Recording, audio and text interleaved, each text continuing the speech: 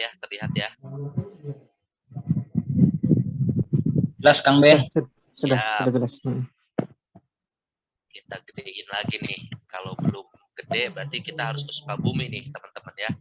Di Sukabumi itu ada tempat di mana kita bisa membesarkan sesuatu ya. Oke, bismillahirrahmanirrahim. Jadi kita akan coba berdiskusi terkait dengan HSE Key Performance Indicators, bagaimana menyusun dan mengelolanya. Nah, sebenarnya ini topik sudah kami pernah bahas dan sampaikan pada waktu 25 April 2021. Makanya saya tulis lagi nih di sini ya. Jadi 25 April 2021 berarti kita sudah hampir 15 bulan yang lalu nih kita berulang. Nah, Standard.id ini mempunyai program mengadakan webinar berdasarkan kebutuhan. Kebutuhan siapa? Kebutuhan para pemirsanya. Siapa pemirsanya? Ya anggota grup WA, ya.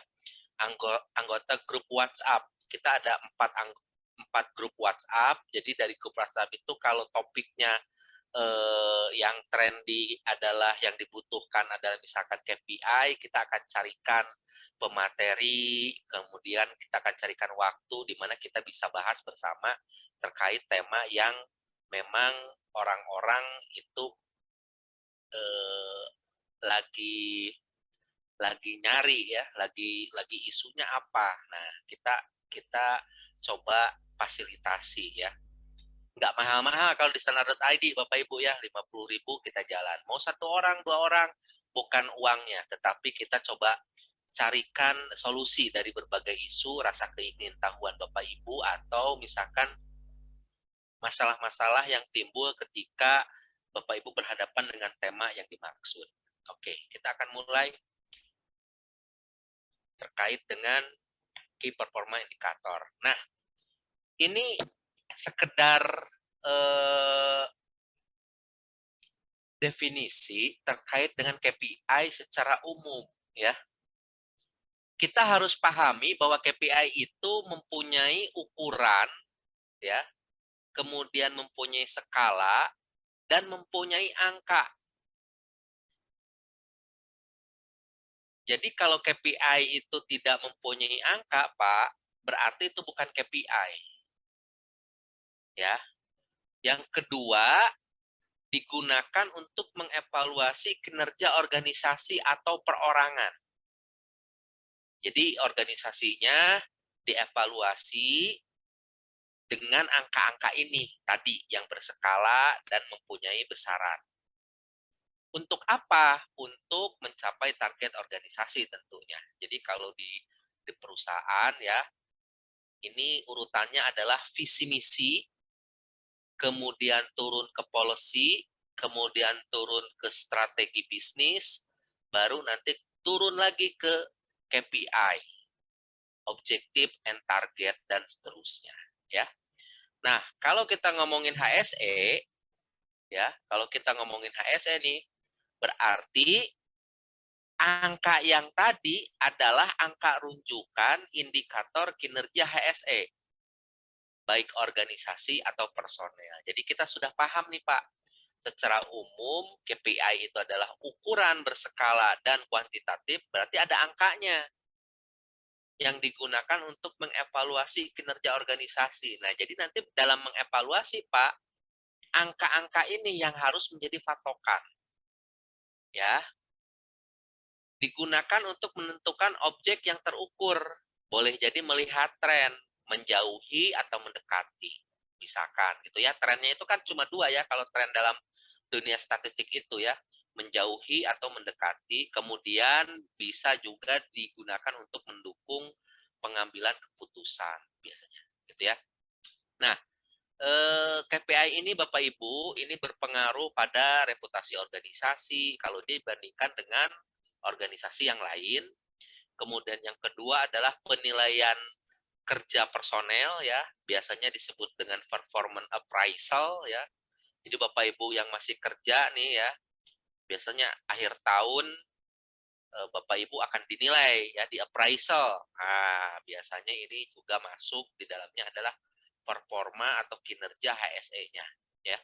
berpengaruh juga kepada remunerasi, ya, penerimaan pendapatan, fasilitas-fasilitas, dan bonus. Ya, ada idiom menarik dalam hal ini. Kompetensimu adalah gajimu, ya. Bonusmu adalah kinerjamu. Ya, ingat ya. Kita punya idiom bagus. Makin kompeten Anda, makin tinggi gajinya.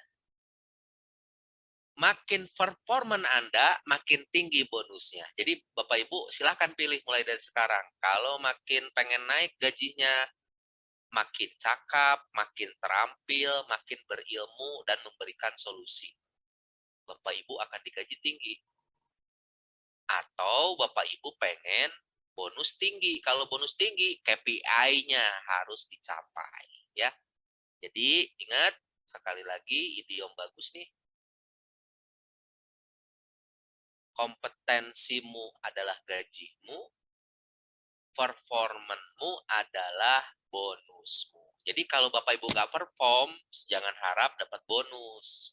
Kalau Bapak Ibu nggak kompeten, jangan harap dapat gaji yang layak. Ya, kita fair. Ya. Oke. Nah, kita akan coba terkait dengan KPI HSE. Berarti kita sudah dapat menyimpulkan bahwa KPI HSE adalah angka rujukan indikator kinerja HSE, baik itu organisasi ataupun personel.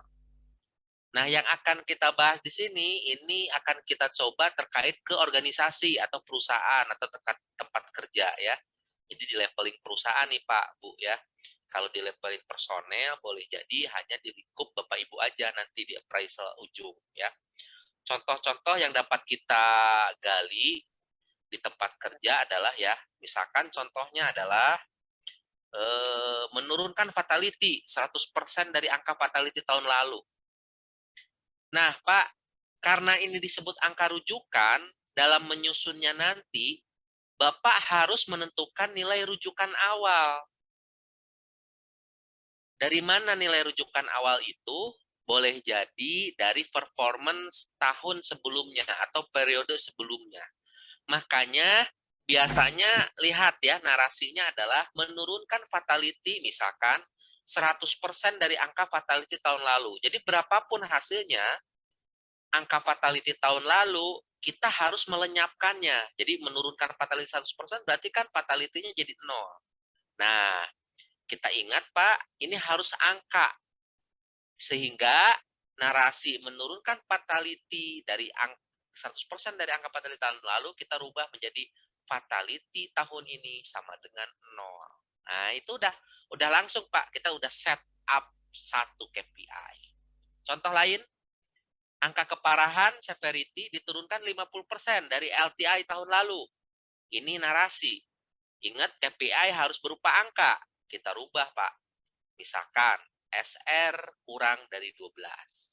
Berarti tahun lalu mungkin SR-nya di atas 25. Nah, gitu ya. Kemudian contoh yang lain, menurunkan angka izin karena sakit di bagian pencelupan 70% dibandingkan tahun lalu. Nah, kita meramu sedemikian rupa sehingga kita dapat angka nih. Izin sakit di bawah 20. Dan seterusnya, ya.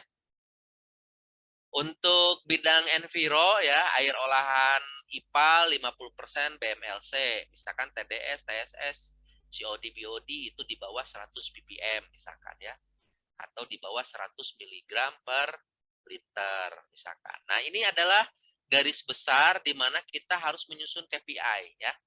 Bapak Ibu harus menentukan nilai rujukan awal. Ini mutlak karena KPI itu harus di benchmark kemana nilainya. Nah, kemana? Biasanya di benchmark ke 3 tempat.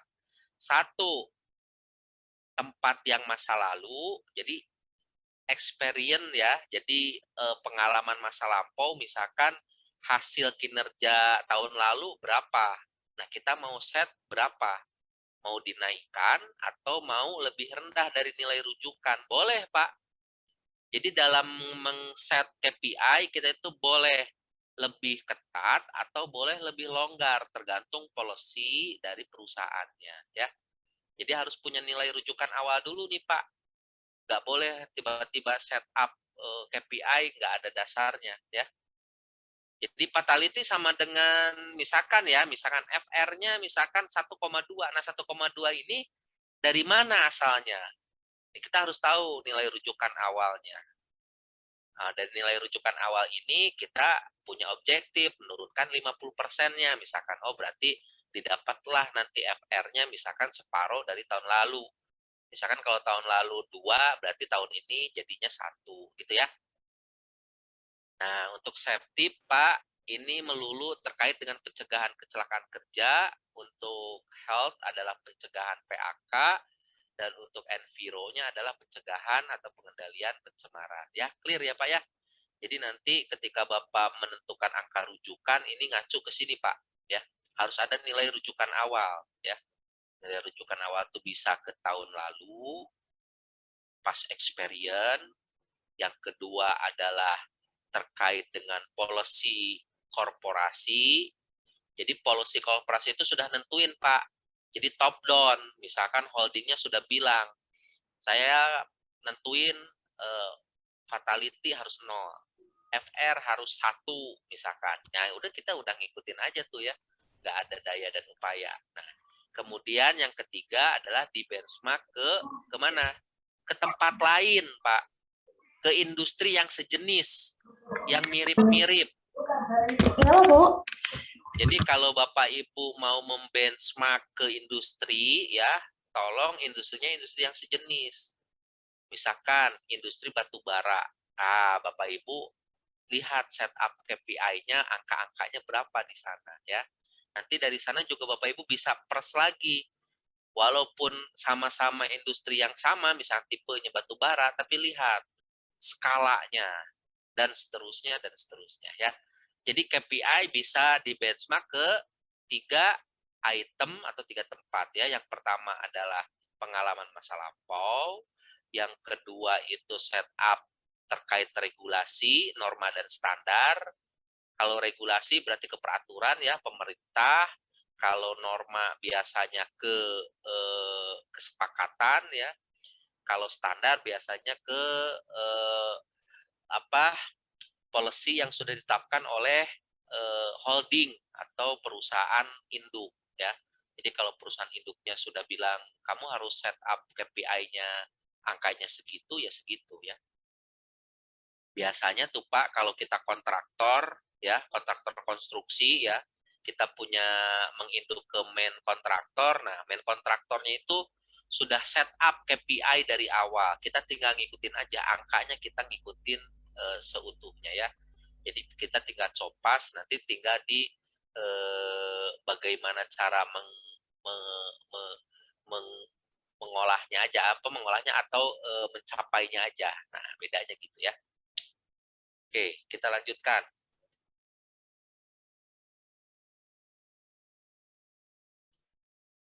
Ini udah. Nah, Pak, di HSE Key Performance Indicator itu kita kenal ada 2 macam Key Performance Indicators. Yang pertama adalah leading, yang kedua adalah lagging, ya. Nah, kita akan coba lihat apa sih leading ini, apa sih lagging ini, ya. Nah, lagging ini, Pak, ini sebenarnya kalau kita lihat ya, ini angka-angka yang tadi. Angka-angka yang KPI itu yang harus kita capai. Apakah angka itu menunjukkan maksimal atau angka-angka itu menunjukkan minimal, ya, nggak masalah. Nah, leadingnya itu adalah seluruh aktivitas atau program yang mendukung tercapainya lagging, ya. Nah, jadi sebenarnya secara sempit HSE Key Performance Indicator itu paling tingginya adalah lagging. Kemudian nanti bagaimana caranya itu melalui leading. Yang jadi masalah Pak sekarang Bapak Ibu menentukan lagging dan leading indikator. Tadi kan kita sudah bahas bahwa itu bisa di benchmark ke masa lalu, bisa di benchmark ke peraturan norma dan standar, dan yang ketiga bisa di benchmark ke industri-industri yang similiar, yang sejenis dan sama gitu ya. Nah, biasanya kita copy paste aja nih Bapak Ibu ya. Kadang-kadang kita nggak paham arti dari masing-masing legging, nilainya berapa itu kita nggak paham. Nanti kita akan bahas ya. Nah, beberapa contoh ya, Bapak Ibu bisa banyak mengambil contoh dari internet, kemudian dari perusahaan lain, atau dari dalam perusahaan sendiri, itu banyak ya terkait dengan legging. Misalkan di sini ada reportable injury frequency, jadi seberapa sering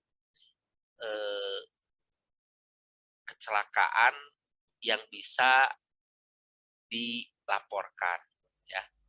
Kemudian ada lost time severity ya, seberapa parah waktu yang hilang ya. Kemudian ada workers compensation cost, biaya-biaya kompensasi yang dibayarkan kepada pekerja. Misal kalau kita kecelakaan satu jari tangan hilang, itu berapa kompensasinya dalam rupiah ya. Kemudian ada property damage cost, biaya-biaya kerusakan properti ya, tembok, jalan, kolam, dinding, peralatan, alat-alat kerja, ya, kendaraan, dan seterusnya dan seterusnya. Kemudian untuk leading itu ya tadi saya bilang kasarnya itu dia program yang dilakukan atau diadakan untuk mencapai legging ya. Misalkan observasi kondisi tidak aman ya. Jadi ada satu aktivitas di mana misalkan seluruh karyawan diminta untuk melaporkan minimal satu kondisi tidak aman di tempat kerjanya. Nah, itu tiap hari. Berarti dia akan dibuatkan satu orang satu laporan per hari. Kalau orangnya ada 200, berarti satu hari itu ada 200 laporan. Nah, itu ada leading. Kemudian ada near miss reporting, sama apa prinsipnya. Jadi setiap orang disuruh nyari atau melaporkan kejadian nyaris celaka, baik dirinya maupun orang lain. Ya. Kemudian ada juga survei. Kemudian ada juga meeting. Bapak Ibu bisa masukin meeting ya, meeting HSE. Itu baik yang berjenjang maupun yang insidentil. Ya. Berjenjang itu artinya yang periodik harian, apakah mingguan, apakah bulanan. Ya. Toolbox meeting. Training, Kang Beni bisa boleh nggak? Boleh. Ya. Training itu boleh dalam rangka dia safety awareness, meningkatkan kompetensi tadi ya. Karena kita tahu kecelakaan itu boleh jadi orang tidak tahu, orang tidak mau tahu, orang tidak mau, nah gitu ya. Kalau orang tidak mau, berarti kita harus pakai training kepedulian. Kalau orang tidak tahu, kita harus pakai training pemahaman, ya. Jadi ilmu pengetahuan yang kita masukkan untuk orang yang tidak tahu. Tapi untuk orang yang tidak mau, kita harus menggunakan training awareness dan punish serta reward ya. Jadi gitu Pak. Jadi kita harus paham nih orang HSE, pimpinan-pimpinan unit kerja. Ini budaya di tempat kerja kita ini adalah budaya orang tidak tahu. Nah, kalau orang tidak tahu, Bapak harus training pengetahuan, jejalin ilmu. Tapi kalau orangnya masa bodoh, tidak mau ya, dan seterusnya, berarti Bapak Ibu harus set up training awareness ditambah dengan program reward and punishment. Nah, gitu ya. Jadi nanti program reward and punishment bisa Bapak Ibu masukkan di leading ya. Jangan lupa leading itu bebas, Bapak Ibu bisa macam-macam ya. Oke. Ini Bapak Ibu bisa baca ya. Jadi kalau legging itu karena dia angka acuan, tadi saya udah bilang di awal itu mengacu ke 3 tempat. Jadi itu boleh jadi sebenarnya angka yang sudah pernah ya. Kemudian Bapak Ibu olah, dikurangkan atau dipresentasikan dan seterusnya menjadi angka baru. Kalau leading itu angkanya angka kegiatan Bapak Ibu yang dimaksudkan untuk mencegah supaya si lagging indikator tidak terlewati gitu Pak ya. Nah, dari konsep inilah Bapak bisa menyusun, Bapak Ibu bisa menyusun leading indikator apa saja supaya bisa mendukung lagging indikator ya. Saya biasa menyimpulkan ya dari berbagai temuan di lapangan bahwa legging itu lebih gampang, Pak, menyusunnya. Kita bisa copy paste aja dari industri jenis, kita bisa copy paste dari peraturan standar norma ya, atau nilainya kita bisa olah dari pengalaman masa lalu ya, kejadian tahun lalu bagaimana performanya. Tapi kalau leading, Pak, nah leading ini yang kita harus hati-hati. Tidak semua aktivitas atau program itu significantly berpengaruh kepada lagging indikator. Jadi Bapak Ibu harus milih-milih ya. Nah, disitulah Bapak Ibu nanti harus berangkat dari identifikasi bahaya potensial dan penilaian resiko atau IBPPR. Bahasa kitanya adalah Hazard Identification and Risk Assessment Determining Control. HIRA DC, Pak, Bu, ya. Jadi nanti kita akan coba belajar HIRA DC-nya dulu. HIRA DC-nya harus kita tajamkan, ya. Jadi leading apa yang berpengaruh terhadap lagging. Nah, kita akan berangkat dari HIRA DC, ya. Dan disangka ya, kita akan bahas lagi, ketemu lagi dengan HIRA DC, ya. Oke. Nah, ini sekilas saja ya. Jadi kalau insiden leadingnya ke kiri, laggingnya ke kanan. Jadi pos setelah insiden itu pasti ada lagging. Nah, kita usahakan supaya nggak ada insiden itu dengan leading ya. Makanya tadi dibilang ada training hours, ada audits ya, ada pelaporan bahaya ya, safety meeting, survei persepsi dan seterusnya ya. Ini sama Pak. Nah, ini untuk leading ya. Leading to near miss, behavior observation. Pak, behavior observation itu observasi perilaku ya. Itu sudah ada tertentu tuh. Nanti minta ke panitia ya. Saya udah share tuh ya kartu behavior observation. Bapak Ibu boleh copas ya. Di situ tinggal ganti logo dan seterusnya. Kemudian training records. Kenapa ini catatan training itu penting dalam leading? Karena tadi Pak ya, dua hal yang menuntun perilaku tidak aman. Orangnya tidak tahu atau tidak mau tahu. Saya udah bilang, kalau orangnya tidak tahu, kasih training pengetahuan, pemahaman, teknis. Kalau orangnya tidak mau atau tidak mau tahu, itu harus dikasih training awareness, ditambah program apa tadi? Punish and reward, program hukuman dan penghargaan ya.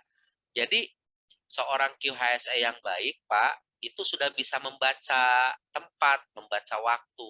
Ini lingkungan saya ini adalah krisis kemauan atau krisis pengetahuan.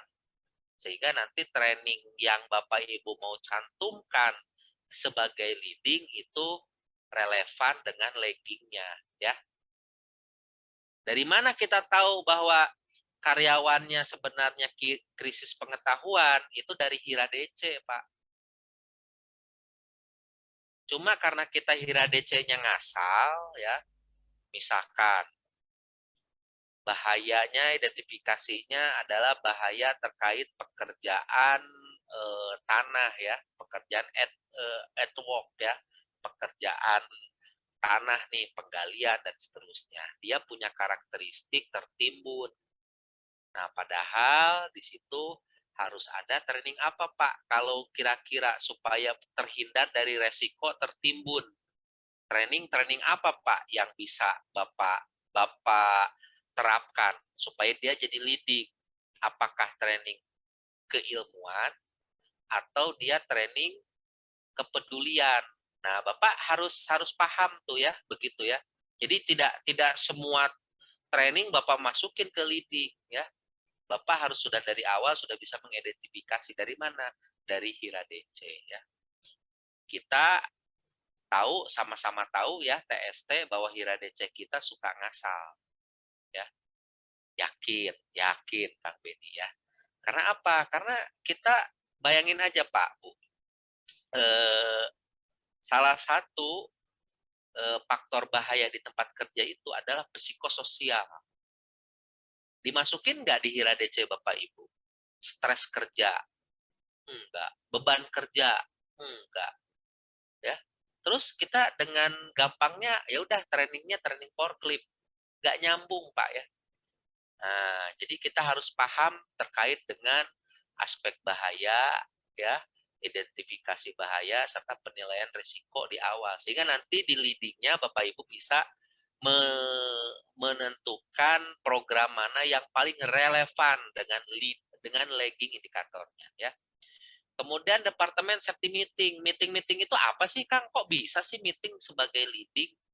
Meeting itu ajang evaluasi, ajang mengingatkan, ya. Ajang apa lagi? Ajang komunikasi. Supaya apa? Supaya orang tahu. Supaya apa? Supaya orang peduli. Disitulah ada meeting-meeting. Jadi fungsi meeting di sini adalah ajang yang tadi Pak, apakah orangnya ini karena tidak tahu, lupa, pikun, nah di meeting itu diingatkan lagi. Ya. Nah, kemudian ada employee perception survey. Kok bisa sih dari tadi nih ada survei. Ini supaya Bapak Ibu tahu orang ini habitatnya itu masyarakatnya atau lingkungannya seperti apa? Apakah tidak pedulian? Tadi lagi balik lagi, apakah orangnya tidak mau tahu atau tidak tidak tahu ya? Jadi buta aja terhadap suatu pekerjaan. Nah, itu dengan employee perception survey ya. Kemudian ada training score on post training quiz ya. Ini biasanya disebut dengan pasca training ya. Kemudian ada preventive maintenance program. Tuh, Pak. Bayangin, Pak, kita ya di leading kebanyakan program pemeliharaan peralatan itu tidak pernah masuk dalam leading ya. Jujur, ayo. Siapa yang masukin preventive maintenance program dalam leading indikatornya? Jarang. Padahal kecelakaan pada mesin-mesin industri ya 48% berasal dari gap preventive maintenance program. Ingat ya, ini Bapak Ibu nanti lihat leading indikatornya, kemudian Bapak Ibu riset lagi kecelakaan-kecelakaan yang timbul di tempat Bapak Ibu, hasil investigasinya tolong dilihat. Apakah ada pengaruh dari gap atau lag atau tidak terpenuhinya preventive maintenance program. Ya, kebayang sebuah forklift dalam 10.000 jam dia harus di-maintain, harus di-repair. Tiba-tiba orang produksinya nggak mau. Bosnya, plant manajernya nggak mau tahu.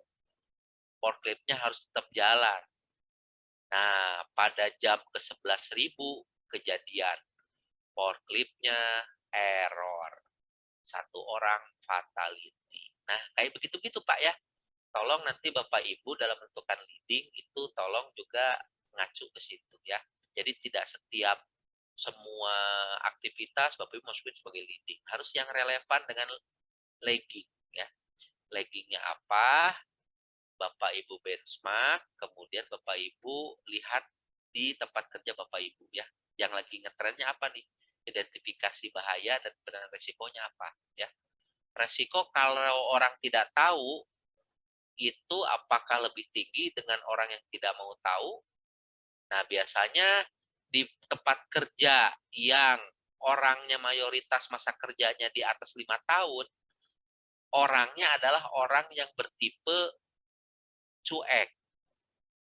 Tidak mau tahu. Ya, karena sudah terbiasa. Saya kan udah pengalaman. Nah, kalau orang anak muda ya, kemudian baru masuk 1-2 tahun, berarti dia masih perlu bimbingan untuk aspek teknis. Makanya nanti trainingnya adalah training terkait keilmuan atau keterampilan. Ya.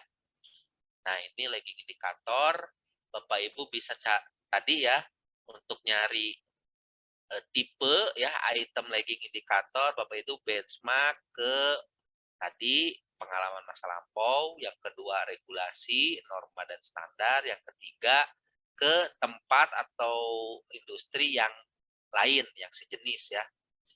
Jangan industrinya beda, Bapak Ibu di industri kimia, kemudian Bapak Ibu membandingkan dengan industri agro misalkan ya. Itu nggak akan nyambung, Pak. Oke. Nah, yang paling gampang ini nih, Pak, ya. Bapak Ibu bisa lihat nih. Ini yang Bapak Ibu suka sering lihat hari-hari di mana? Di safety committee meeting, atau di P2K3 meeting, atau di depan gerbang.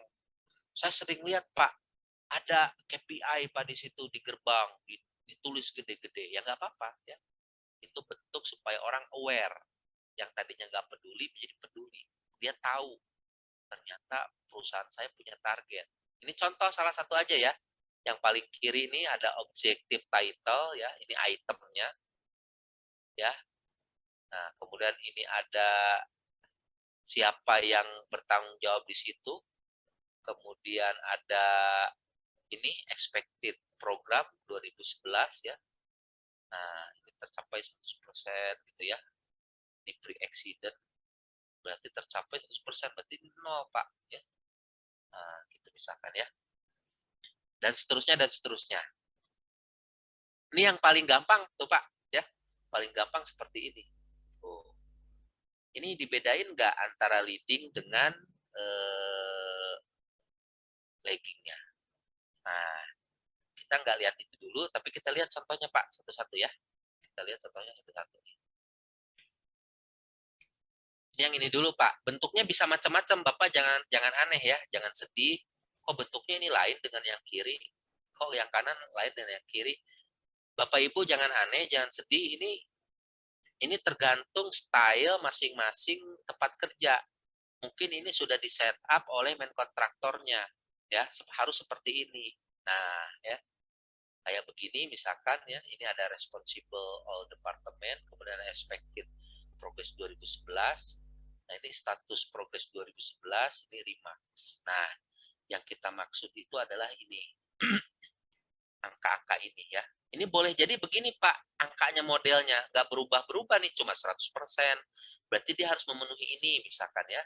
Nah, dan seterusnya dan seterusnya. Nah, kalau yang di kanan, nah kita sudah mulai nih mengerucut. Ada umum, ada yang khusus. Loh, khususnya dia bagi dua seperti yang tadi kita bahas, ada lagging sama ada leading ya. Laggingnya banyak banget ya. Jadi ada 10 dari mulai fatality ya. Fatality itu artinya, Pak, kematian. Kedua adalah kejadian berdampak besar nih, berdampak besar.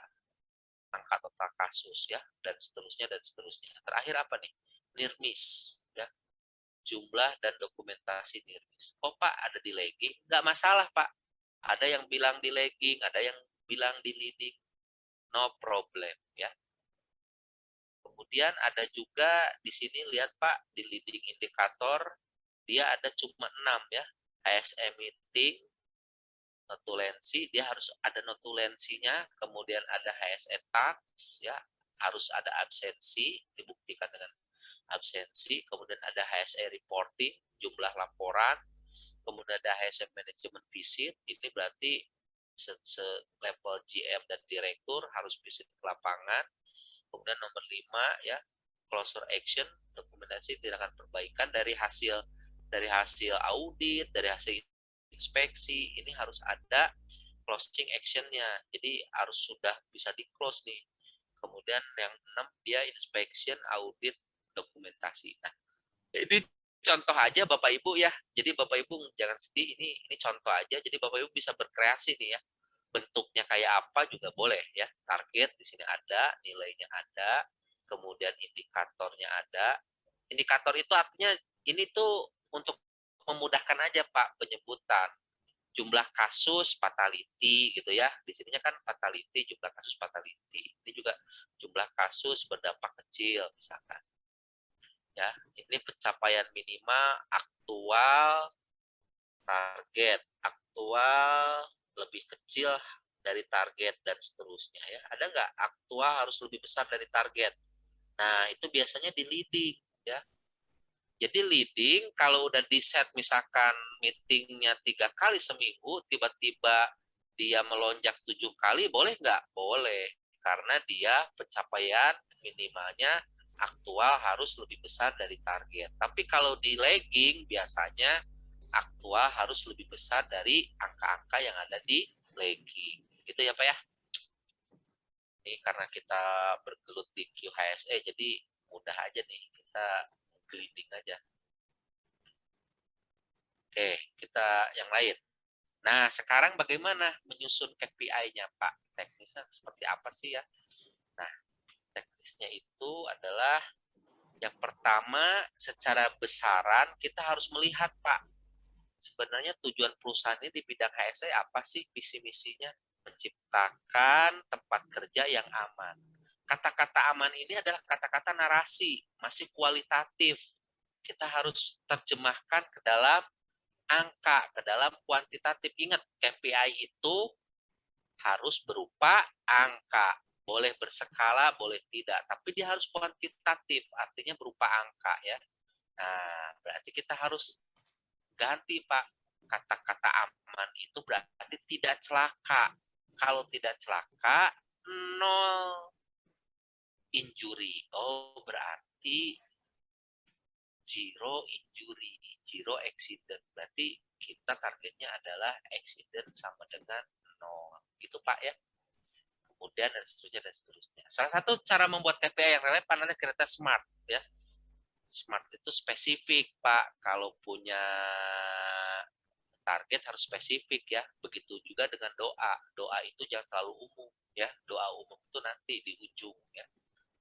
Nah, tapi kalau mau yang lebih spesifik boleh ya. Kemudian measurable harus bisa diukur, makanya harus pakai angka dan berskala ya. Achievable Pak, jangan ngawang-ngawang mau jatuhin orang supaya orangnya pindah kerja atau resign.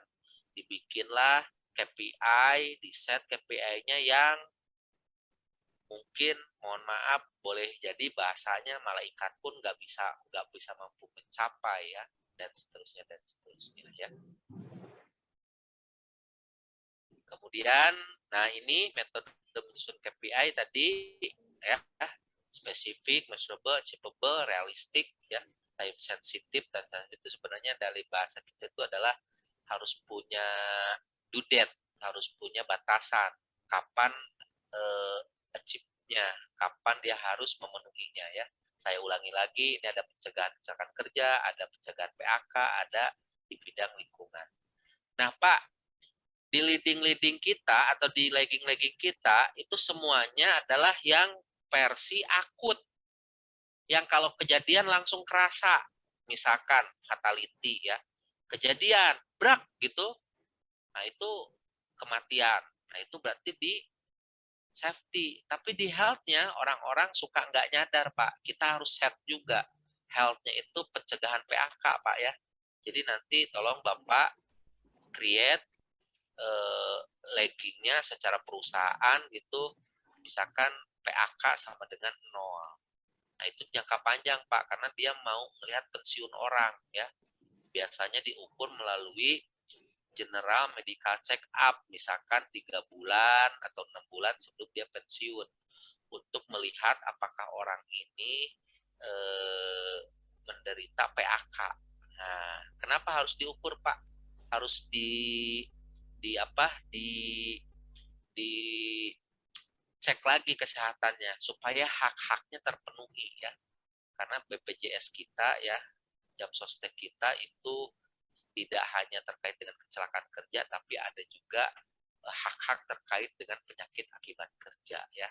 Nah, seorang QHSE yang baik Pak, tolong teman-teman kita, senior-senior kita yang mau pensiun ya, jangan besoknya mau pensiun, hari ini baru di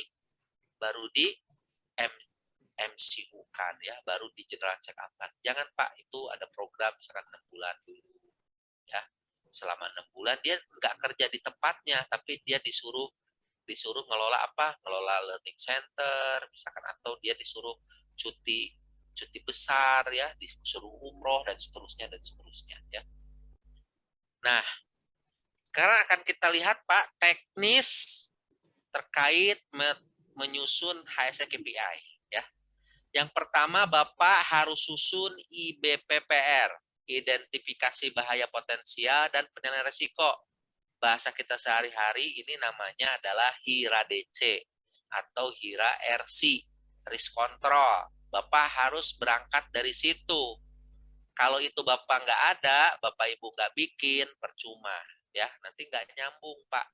Karena kita itu mau bikin KPI yang relate dengan bahaya dan penilaian risiko. Karena pada dasarnya, Pak, kita itu mengendalikan resiko yang tadinya gede, resikonya tinggi, kita turunkan, kita kendalikan melalui 5 hierarki pengendalian resiko ya.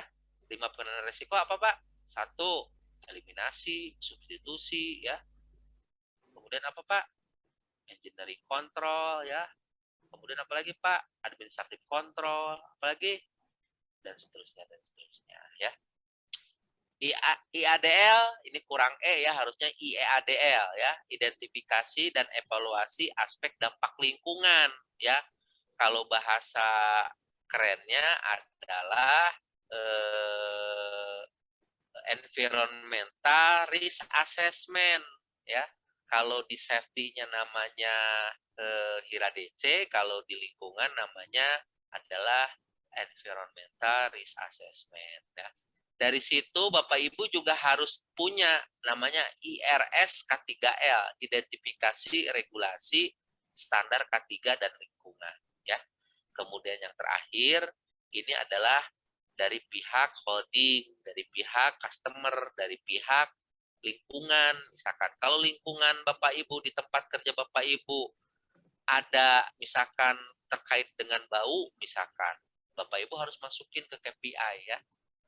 Misalkan survei ke penduduk gitu ya, ke penduduk gitu bahwa Pak Bu, industri kami menimbulkan bau enggak? Nah, nanti si penduduk sekitar akan nulis di survei.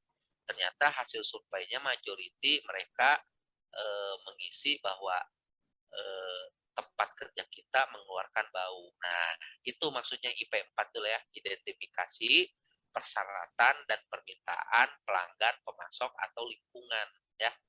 Nah, dari 4 ini Bapak Ibu akan menyusun namanya OTP K3L, objektif, target, dan program K3L. Nah, untuk menentukan mana yang menjadi OTP K3L dan KPI-nya didasarkan pada prosedur yang berlaku di mana di tempat Bapak kerja. Kemudian kesepakatan para pihak. Siapa para pihak itu? Bapak dengan manajer Bapak, ya. Ibu dengan GM-nya Ibu, dan seterusnya, dan seterusnya. Kemudian diputuskan oleh manajer puncak, misalkan ya. Nah, dan seterusnya, dan seterusnya. Dari situ baru kita akan dapatlah HSE KPI. Nah, jadi Pak, HSE KPI itu nggak ujuk-ujuk datang ya. Itu merupakan alur cerita yang berasal dari HIRA DC, yang berasal dari IEADL, yang berasal dari IRS K3L, yang berasal dari permintaan pelanggan, ya. Baru nanti turun ke objektif. Nah, kita akan ngomongin Pak satu-satu nih terkait HIRA DC. HIRA DC itu Pak, kalau Bapak punya 10 aktivitas, apakah HIRA DC-nya juga ada 10? Nah, berdasarkan kebiasaan, pengalaman, kalau Bapak punya aktivitas 10, biasanya bahaya dan resikonya itu akan lebih jauh lebih banyak daripada 10 aktivitas ya. Jadi nanti Bapak bisa melihat ya, kira DC Bapak Ibu itu tajam atau enggak, itu dari sekilas gitu aja udah kelihatan, oh ini ngasal ya. IADL sama Pak, IADL itu terkait dengan lingkungan, jadi itu adalah aspek ya, aspeknya apa, misalkan air. Nah, air itu apa nih? Terkait dengan dampak kalau air apa? Boros, tercemar, apalagi suhu dan seterusnya ya. Kemudian dari regulasi, nah dari regulasi itu Bapak akan punya ada yang bawaan regulasi langsung ditetapkan Pak bahwa tidak boleh ada misalkan tetesan, tidak boleh ada bocoran. Tidak boleh ada misalkan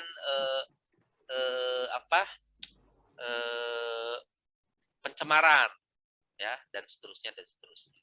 Kemudian tadi yang IP 4 itu terkait dengan permintaan pelanggan, holding, ya, atau masyarakat sekitar tempat kerja kita. Tadi saya contohin bau, ya. Kita mah nggak ngerasa di dalam pabrik bau, tapi orang lain yang di luar pabrik, ya, yang lingkungan sekitar, dia merasakan bau. Nah, makanya disurvei, Pak. Di persepsi, ya, perception survey. Dari situ kita akan tahu bahwa, oh ternyata tempat kerja kita itu menimbulkan bau, dan orang-orang di sekitar menghendaki bau ini dikontrol, sehingga nanti kita tinggal set di objektif. Ya. Nah, Pak, target di OTP K3L, ya, T-nya itu target. Nah, ini biasanya langsung diterjemahkan menjadi lagging indikator.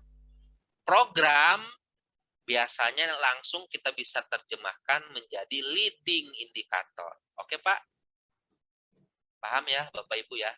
Jadi dalam OTP K3L untuk menjadi HSE, ambil targetnya, ambil programnya. Targetnya jadi lagging, programnya jadi leading. Ya, nanti kalau besarannya ini ditentukan oleh prosedur, oleh kesepakatan para pihak, keputusan manajemen puncak, ya, atau regulasi pemangku kepentingan, ya. Nah, contoh PT bagaimana nanti saja, ya, dalam bahasa Sunda kumaha engke, ya, PT kumaha engke atau PT bagaimana nanti saja, PT BNS bergerak di bidang transportasi B3 dan 5B3. Nah, selain memiliki sejumlah armada truk, PT BNS juga memiliki gudang B3 dan 5B3.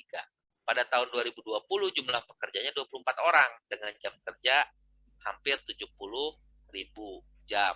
Mengalami kecelakaan, armadanya terguling di jalan tol, menyebabkan fatality 2 orang, dan limbah B3 tumpah ke lingkungan. Hasil investigasi menyatakan bahwa sopirnya ngantuk, remnya blong akibat selang oli yang putus karena rapuh, serta berkendara melebihi batas kecepatan yang diizinkan. SIM dan SIO sopir ditemukan sudah kadaluarsa. Nah, pertanyaannya, gimana cara nyusun KPI HSE-nya di tahun depannya kalau situasinya separah ini? Ada yang mau usul? Silahkan. Buka mic-nya, kita workshop, Pak. Kalau workshop, Bapak harus aktif, ya. Bagaimana cara nyusunnya? Gampang. Susun IBBPR-nya, susun IEADL-nya, susun IRS K3L-nya, susun IP4-nya. Dari soal cerita ini, yang disebut dengan HIRA DC-nya apa, Pak? Bisa ya? Yang disebut dengan IEADL-nya apa, Pak? Bisa ya? Kemudian terkait dengan regulasi, terkait dengan PT BNS, regulasinya apa aja? Bisa ya? Kemudian terkait dengan IP4-nya juga bisa ya. Nah, dari situ Bapak susunlah OTP K3L-nya. Ya. Dari situ baru Bapak set KPI HSE 2021-nya kayak apa. Apa yang kira-kira Bapak Ibu bisa ambil di situ di KPI HSE 2021 terkait PT BNS ini, Pak? Nah, berarti dia menyebabkan fatality kita turunkan, ya. Fatality jangan sampai nuruninnya cuma separoh, Pak. Saya kasih clue, ya. Kalau fatality harus 100% dari tahun sebelumnya. Jadi nggak boleh ada kematian lagi, Pak. Masa kematiannya didiskon? Ya. Fatality, untuk kasus fatality, KPI objektif tahun setelahnya adalah menurunkan fatality 100%. Kalau fatality di tahun sebelumnya adalah 0, berarti mempertahankan. Itu khusus untuk fatality. Nggak boleh ada fatality-nya 4. Kemudian Bapak set HSE KPI-nya fatality-nya separuh dari fatality tahun kemarin. Itu mah sama aja. Tetap orang harus meninggal dunia. Ya. Kemudian yang kedua, misalkan adalah kecelakaan armada. Nah, berarti ini ada kerusakan harta benda, ya. Kenapa? Ternyata hasil investigasinya ditemukan bahwa sopirnya ngantuk, remblong akibat selang oli yang putus karena rapuh. Nah, berarti di situ harus ada apa Pak? Di leadingnya berarti harus ada program maintenance, ya. Nah, kemudian apalagi Pak? Sopirnya ngantuk. Kenapa sopirnya ngantuk? Ternyata jam kerjanya berlebihan. Berarti di leadingnya apa Pak? Kalau jam kerjanya berlebihan. Nah, berarti Bapak harus set programnya supaya jam kerja sopirnya diatur. Berarti nanti Bapak set tuh di leadingnya. Jam kerja sopir maksimal 8 jam per hari. Masukin Pak situ, ya. Nah, kemudian apa lagi? Serta berkendara melebihi batas kecepatan yang diizinkan. Nah, apakah dia masuk leading, apa masuk lagging terkait dengan berkendara melebihi batas kecepatan? Nah, gitu ya. Kemudian yang terakhir, SIM dan SIO sopir ditemukan sudah kadaluarsa. Nah, loh, ini masuk lagging atau masuk leading kalau SIM dan SIO sopir ditemukan sudah kadaluarsa, dan seterusnya ya. Jadi Bapak Ibu kalau dari contoh ini nanti PR ya. PR Bapak Ibu susun IBPR-nya, susun IADL-nya, kemudian baru Bapak Ibu susun OTPK 3L-nya, baru HSE ya.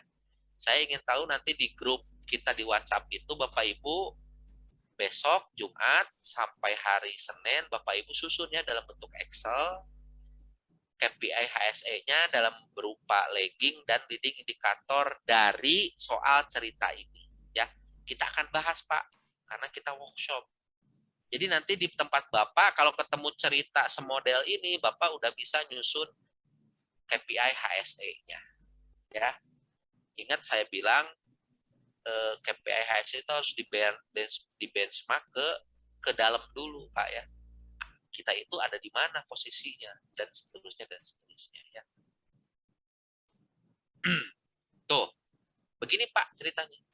Identifikasi bahaya dan risiko, tabrakan kanan di jalan, menyebabkan kematian. Supaya tidak terjadi tabrakan dan kecelakaan di jalan, apa yang harus dilakukan? Supaya tidak terjadi, berarti program pencegahan. Berarti ini ada di leading, ya. Kemudian yang kedua, identifikasi aspek dampak penting lingkungan. Tadi ada nggak yang terkait lingkungan? Ada. Apa? Tumpahan muatan di jalan. Dampaknya apa? Mencemari tanah. Apa program pencegahan tumpahan muatan di jalan? Untuk mencegah tumpahan muatan di jalan apa Pak? Kira-kira ya. Apa? Nah, Bapak masukin itu ke leading ya. Kemudian yang ketiga, identifikasi regulasi dan standar. Undang-Undang Nomor 22 Tahun 2019 tentang lalin dan angkutan jalan sudah nyetet Pak, sudah ngasih batasan jam aman berkendara itu berapa? 8 jam kah? 7 jam kah? 6 jam kah? Atau tiap 2 jam dia harus berhenti istirahat. Nah, kemudian apa program pencegahan kelelahan pengemudi di jalan? Nah, kalau yang nomor 3 itu, kalau berdasarkan regulasi, kita lihat di sini ada lagging, ada leading. Sekaligus ya. Jadi jam kerja aman berkendaranya sama dengan program pencegahan. Yang keempat, identifikasi persyaratan dan permintaan pelanggan. Boleh jadi Pak, misalkan kita disuruh ngangkut tadi ya B3-nya apa? Misalkan asam sulfat. Nah, kata orang yang ini yang minta dikirim adalah tolong dong journey service record-nya kamu cantumin, kamu catat ya, dan seterusnya. Nah, kita akan coba lihat Pak. Target 2021 adalah mereduksi 100% fatality dari angka tahun 2020. Kemarin yang 2020 yang ini fatality-nya berapa? 2 orang. Nah, jangan Bapak ngeset fatality 50%, 70%. Harus fatality, kalau fatality itu harus 100% dari tahun kemarin. Artinya berarti dia habis. Berarti fatality-nya 0 ya. Kemudian KPI-nya langsung Pak sebutin, fatality sama dengan 0. Nah, OTPK 3-nya program penyusunan SOP untuk servis berkala dan pemeriksaan sebelum jalan. Jadi pre-trip inspection. Ini apa Pak? Masuk leading apa masuk lagging nih? leading ya, yang namanya how to, yang namanya bagaimana caranya, program-program tadi kita langsung masukin ke dalam leading ya. Kemudian yang kedua, program pengaturan jam kerja sopir, karena tadi disinyalir sopirnya ngantuk. Ternyata diidentifikasi sopirnya nggak rata beban kerjanya. Ada yang 8 jam, 12, 14, dan seterusnya. Kemudian ada program compliance awareness, karena tadi dilihat Pak, SIM dan SIO sopir ditemukan sudah kadaluarsa. Satu. Yang kedua, dia berkendara melebihi batas kecepatan yang diizinkan. Berarti kan dia melanggar semua nih Pak ya. Nah kalau melanggar berarti harus ada awareness karena dia nggak peduli. Gitu Pak ya. Nah kemudian yang keempat ada program peningkatan kompetensi supir. Karena itu pengetahuan ya. Dan seterusnya dan seterusnya. Itu Pak kira-kira. Nah, sekarang yang terakhir adalah mengelola HSE Key Performance Indicator ya. Pak, lihat ini ada gambar bagus mirip ini ya, mirip apa namanya? Kerang. Jadi visi misi ada di atas ya, kemudian ada KPI perusahaan, ada KPI departemen divisi, ada KPI fungsi, ada baru nanti ke KPI individu, Bapak selaku individu ya. Ini saya ngomongin jika memungkinkan turunkan KPI ke atau bagi ke beberapa bagian seperti yang nggak pasti secara reguler, boleh jadi di dalam safety meeting ya, boleh jadi berada di dalam safety meeting, berada di dalam safety meeting nih Pak, dievaluasi secara reguler. Kemudian yang ketiga, analisa hambatan selama program dijalankan ya, ada nggak obstacle, ada nggak hambatan, ada nggak gangguan, dan seterusnya. Baru keempat, gunakan metode PDCA ya, Plan, Do, Check, Action. Ini Bapak udah hafal lah gini ya, udah paham nih, hatam nih kalau gini. Nah, KPI yang gede dibagi ke KPI yang kecil ya, di deploy Pak. Jadi kalau di sini terlalu besar, Bapak Ibu deploy menjadi bagian-bagian yang kecil, yang kalau resultannya itu menyusun ke KPI yang besar ya, ke perusahaan. Nah, gitu. Terkait mengelola KPI, Bapak Ibu ada yang mau ditanyain nggak terkait dengan mengelola KPI? KPI ini harus diperiksa, harus dievaluasi secara reguler, baik bulanan ya. Biasanya kalau perusahaannya sudah oke, Pak, itu biasa setahun 2 kali untuk appraisal ya, per semester sama per tahun. Jadi semester 1 dan 2 dan seterusnya. Oke, Bapak Ibu, silahkan yang mau berdiskusi. Kita workshop nih. Ini. Lanjut. Oke, Om. Ketemu lagi kita. Iya, Om. Sorry tadi off kamera lagi ada ini. Biasa. Aman. Saya tadi berpikir gini, Pak. Saya ingin menetapkan KPI di sektor konsumsi non migas. Ya. Katakanlah APBD, APBN ya. Ya. Tapi di klasifikasi usaha kecil dan menengah. Oke. Di menengah di situ ada sesuai dengan Permen PUPR itu ada tingkat risiko kecil, sedang dan besar. Ya. Nah, di dalam setiap proyek dimulai dari rencana SMKK, kemudian ada setelah ditenderkan muncul itu ada namanya RKK pengawas dan Ya. RKK kontraktor. Ya. Nah, pengawas menilai RKK-nya kontraktor. Nah, ini korelasi dengan KPI tadi. Saya kan itu waktunya singkat, 6 bulan, Pak. 6 bulan atau 4 bulan. Ya.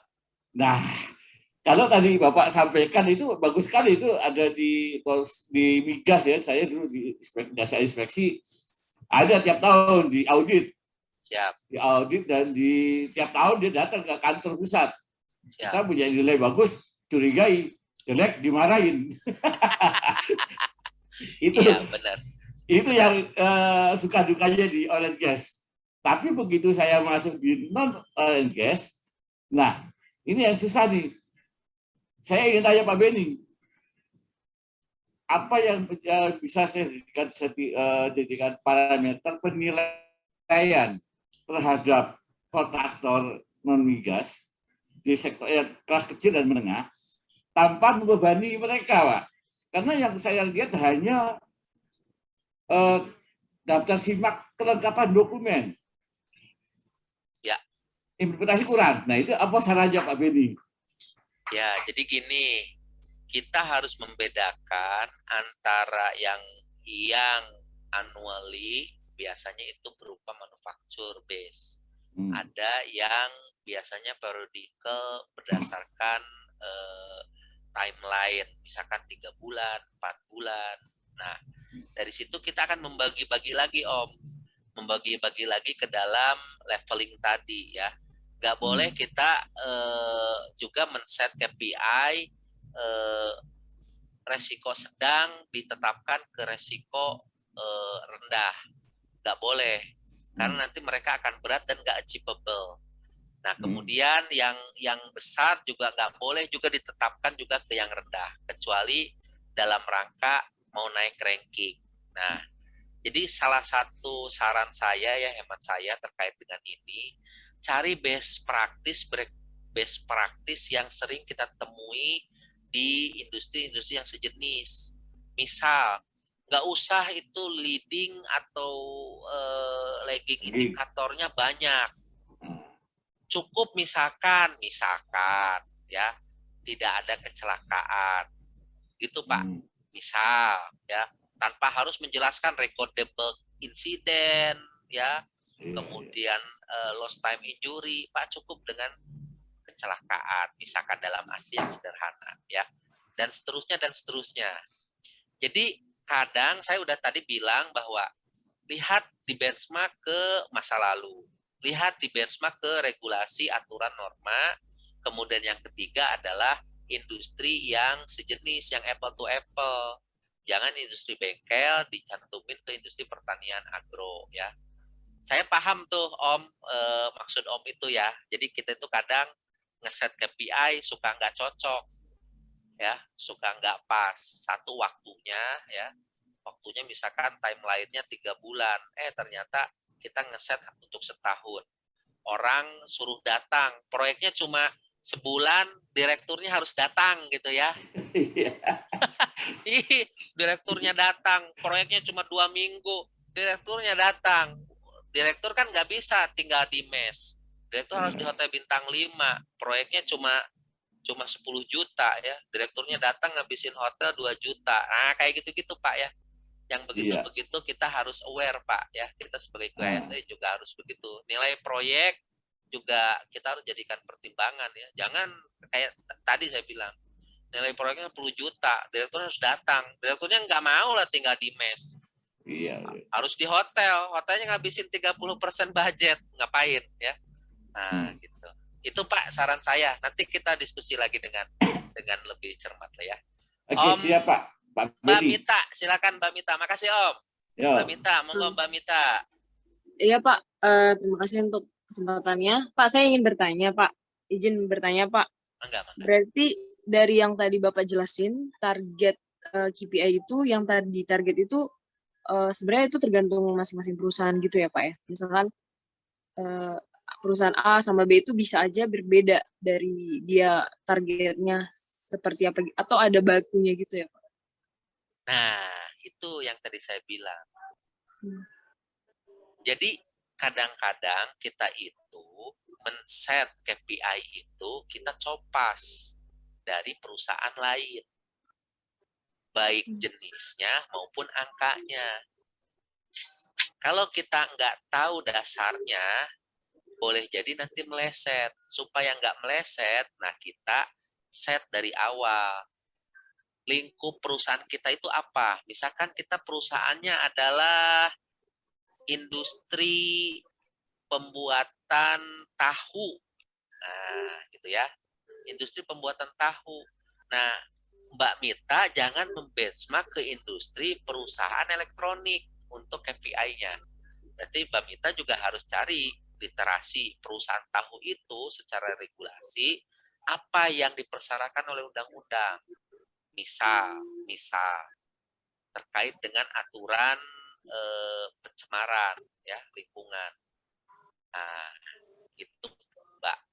Terkait dengan nilai, nah itu tadi saya bilang kesepakatan di dalam itu seperti apa? Lihat acuannya ke kinerja tahun lalu. Kalau kinerja tahun lalu belum ada, set dulu sendiri dengan berdasarkan aturan. Ditambah misalkan ada info dari tempat kerja yang lain yang sejenis yang mirip-mirip.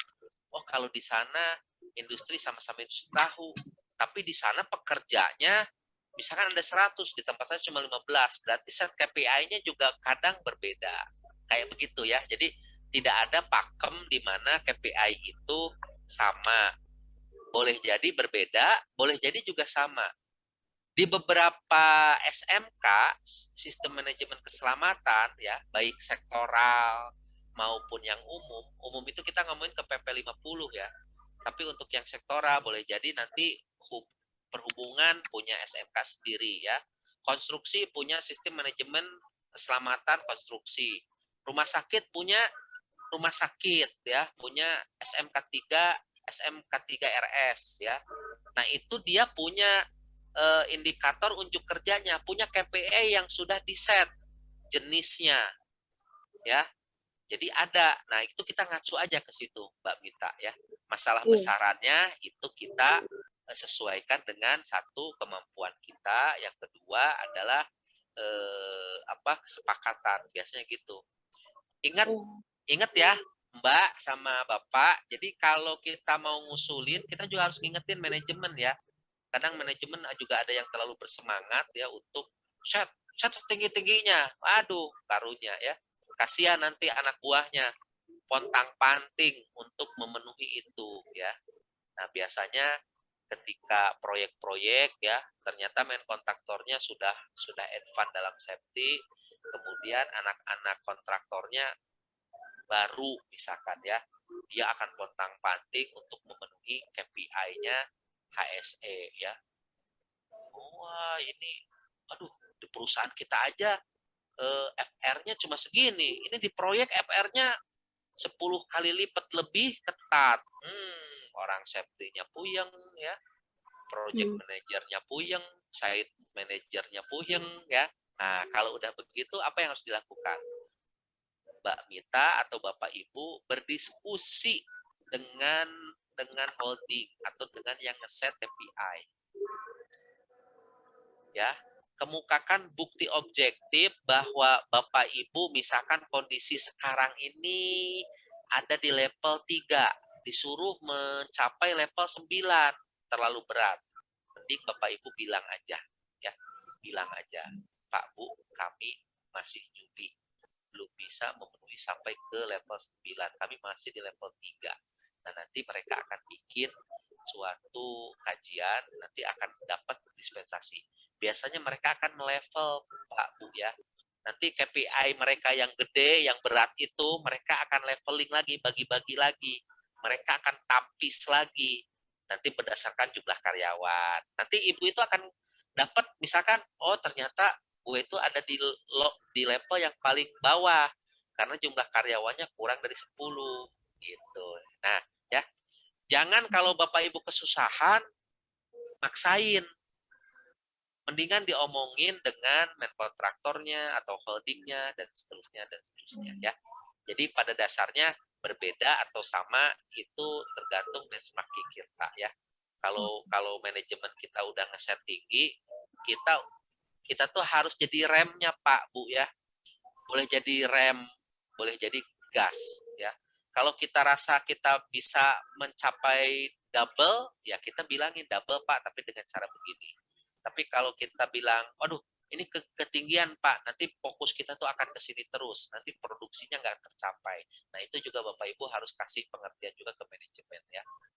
Saya bukannya mau menyurutkan motivasi Bapak Ibu, karena ini berdasar pengalaman aja Pak Bu ya. Biasanya ngebet di awal, ngeset angkanya tinggi, tiba-tiba baru 3 bulan kabur. Ya, kabur itu artinya bubar, Pak. Nggak tercapai, udah. Bosnya nggak pernah lagi ke site ya, nggak pernah lagi ke pabrik, ngambek ya. Padahal dia ternyata kita menganalisa settingnya terlalu tinggi ya. Oke, Om Barka, silakan Om Barka. Pak mau Boleh. Satu lagi, boleh. Pak mau memastikan. Jadi gini Pak, misalkan kan misalnya kita mau buat KPI tahun contohnya tahun depan gitu. Siap. Tapi ada sebuah apa ya, misalkan Pak dari leading dan leadingnya, jadi target yang tahun lalu itu kayaknya masih segitu aja ya Pak. Misalkan contohnya 4 contohnya. Ketika kita mau buat KPI yang baru, apakah kita pertahankan yaudah buat aja, maksudnya gini Pak, kita pengen mencapainya itu 4 tapi yang kenyataannya masih 2 gitu. Apakah nah itu yang saya bilang tadi. Kan yang tahu bahwa itu sebenarnya kita itu hanya mampu 2, itu kan 2 aja. kita nih. Makanya saya bilang tadi kan di slide-nya itu boleh naik atau boleh turun berdasarkan bukti-bukti objektif. Mbak Mita bisa mengusulkan kepada manajemen, ternyata Pak, hasil evaluasi kita, KPI kita itu terlalu tinggi, 4 misalkan. Sebenarnya kita hanya mampu di 2. Nggak apa-apa, Bu.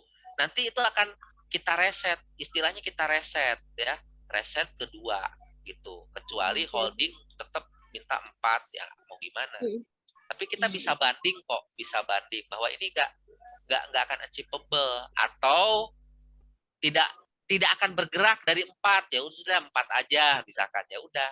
Cuma Mbak Mita harus bikin kajian ya, kajian itu terkait dengan how to-nya. Karena kalau how to-nya ketinggian, nanti resources yang dibutuhkan juga banyak.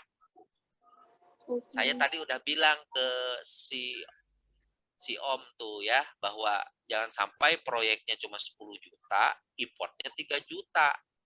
Ya, nggak dapat kebagian cuan ya. Jadi kerjanya hanya inspeksi aja ya. Nah, gitu. Nggak apa-apa. Jadi jangan sungkan-sungkan Mbak Mita dan teman-teman di sini ya, asertif aja. Asertif itu menyampaikan dengan lugas, tegas bahwa ini ternyata tidak bisa achievable, karena prinsip SMART itu salah satunya itu A-nya itu achievable. Bisa diraih dengan sumber daya yang ada waktu itu, bukan 5 tahun ke depan, bukan, tapi yang ada waktu di set KPI ya. Jangan di benchmark ke depan. Kalau di benchmark ke depan nanti bonyok. Nanti anggarannya membengkak untuk beli ini, beli itu. Tapi kalau di benchmarknya ke belakang itu enak ya. Kita akan membenchmark terhadap kondisi kita saat itu. Ya. Kalau saat itu kita mampunya cuma 2 orang, nah kita benchmarknya ke 2 orang. Jadi dengan 2 orang berapa sebenarnya kita bisa achieve? Apakah 2 apa 4? Oh ternyata 2, ya udah 2. Pak bisa 4, tapi orangnya harus 6. Nah gitu maksud saya ya. Jadi jangan sampai juga nanti leading indikatornya Mbak Mita terlalu memporsir sehingga nanti boros di situ ya. Kita tuh mau usaha, nah, kita usaha mau untung ya. Kalau mau untung ya tetap kita tuh sebagai seorang QAC menjaga ya, memberikan solusi. Usahanya jalan tapi aman. Jangan usahanya berhenti gara-gara kita nggak boleh ini, nggak boleh itu sama HSE. Jadi HSE-nya jadi public enemy ya di tempat kerja. Harusnya jadi solusi ya. Jadi solusi. Oke. Silahkan. Ada lagi Mbak Mita? Makasih ya Saya Pak. tambahin boleh Pak? Boleh dong. Nih Mbak Mita, pengalaman saya Mbak Mita untuk menentukan KPI itu berdasarkan juga kita lihat skor minimal di oil and gas. Katakan skor minimalnya harus 60, itu baru boleh ikut tender. KPI-nya naik, Mbak. Jadi artinya apa? Nah, Nggak mau. Penambahan KPI itu linear dengan biaya, Mbak. Seperti Pak Beni tadi bilang. Nah, pinter-pinter orang HSE mengatur KPI yang tidak harus linear dengan biaya banyak. Jadi katakanlah kalau PPE atau APD itu wajib, ya itu wajib itu. Tidak ada kecelakaan wajib. Nah, mencapai tidak ada kecelakaan itu tergantung jenis kepekerjaannya. Kalau jasa inspeksi kita konsultan 5 orang, orangnya dikasih MCU, dikasih pendidikan ini setahun sekali. Itu KPI-nya konsultan jasa inspeksi. Nah, kalau saya nggak tahu Mbak Bita di mana, kalau kontraktor ya non migas, APD, sama yang paling sering terjadi adalah scaffolding dan di pekerjaan ruang terbatas. Itu yang paling sering, Mbak. Itu aja. Ya, itu Mbak Bedi. Siap. Oke. Ya, Setuju ya. Setuju. Oke. Setuju. Jadi gitu Mbak Mita ya. Yang penting ini itu KPI itu kita yang nyusun, kita yang tahu diri kita ya. Jadi ke perusahaan juga kita harus fair lah ya. Jadi Iya, jangan terlalu over spec atau under spec ya. Nanti kalau ketemu bosnya kayak saya itu seneng lah Mbak Mita ya. Iya. Pak. Iya. Mbak Mita, bisa nggak mencapai ini? Oh Pak, ini harus 2 tahun lagi baru bisa. Oke, set dah. Dalam 2 tahun. Itu nanti akan jadi visi misi. Ya, visi misi. Dalam 2 tahun ke depan, kita akan bebas dari kecelakaan di jalan. Misalkan. Gitu Pak, visi misi. Nanti diejawantahkan melalui KPI tahunan. Tahun ini separuh dulu, tahun depannya separuh, sehingga kalau separuh tambah separuh full 100%. Oke, Om Barkah. Halo, Pak Beni. Halo Om, gimana sehat-sehat Om? Alhamdulillah sehat. Keren. Jadi terima kasih nih Pak Beni udah menyelenggarakan soal KPI ini. Kebetulan juga lagi pusing soal KPI juga ini Pak Beni. Jadi sebenarnya yang ingin saya tanyain juga tadi udah sebagian udah di headline sama Bu Mita soal bagaimana cara nyusun target yang aktual terkait KPI. Cuman saya mau tanya nih Pak, KPI itu sebenarnya apakah harus bisa diubah dalam 1 tahun? Apakah bisa di semester 1 atau tergantung dari RTM gitu ya Pak? Ya, ini lagi-lagi ya. Jadi KPI itu ya boleh dirubah. Melalui forum apa? Melalui forum 1. Manajemen review. 1 ya. Yang kedua adalah kalau ada peristiwa-peristiwa penting, misalkan ada insiden, itu bisa merubah KPI, Pak. Yang ketiga, berlakunya regulasi baru atau tidak berlakunya regulasi, KPI-nya pasti berubah. Misal, apa yang berubah dari KPI jika regulasinya berubah? Misal, bahwa misalkan limbah faba ya, misalkan fly ash bottom ash dari proses PLTU misalkan tidak lagi menjadi limbah B3. Nah, itu nanti KPI-nya akan berubah. Nanti lagging-nya mungkin akan hilang dan seterusnya ya. Jadi KPI itu bisa berubah di tengah jalan, baik jenisnya. Tadinya lagging-nya ada 7 jenis. Bisa berubah, berkurang, atau malah naik, bertambah. Apa yang menyebabkan bertambah? 1, manajemen review, keputusan internal. Evaluasi internalnya seperti apa? Yang kedua, ada regulasi, standar dan norma yang berubah, baik muncul baru atau dihilangkan. Jadi dianulir misalkan ya. Jadi tiba-tiba ya udah, kalau regulasinya boleh, ya udah jadi kita boleh misalkan ya. Kemudian yang ketiga adalah ada kejadian-kejadian khusus, kecelakaan, kondisi darurat ya. Atau hal-hal yang terkait dengan finansial, Pak. Tiba-tiba Bapak lagi ngerjain proyek, ya, KPI-nya ini itu. Nah, tiba-tiba ada kesulitan finansial. Bapak bisa, Pak, merubah itu ya. Meriset atau mengurangi. Misalkan meeting yang tadinya sebulan 3 kali harus ada orang dari Jakarta, Bapak nggak kuat lagi untuk menahan beban mendatangkan orang Jakarta ke Kalimantan, ya. Harga tiket pesawat sekarang gila-gilaan. Masuk airport sekarang naik, ya, harganya. Udah nanti Pak si Om tuh kerasa tuh ya, kirim orang untuk inspektor itu pusing ya. Sebulan harus 4 kali. Udah pusing. Nah, itu boleh Bapak Ibu mengubah itu ya.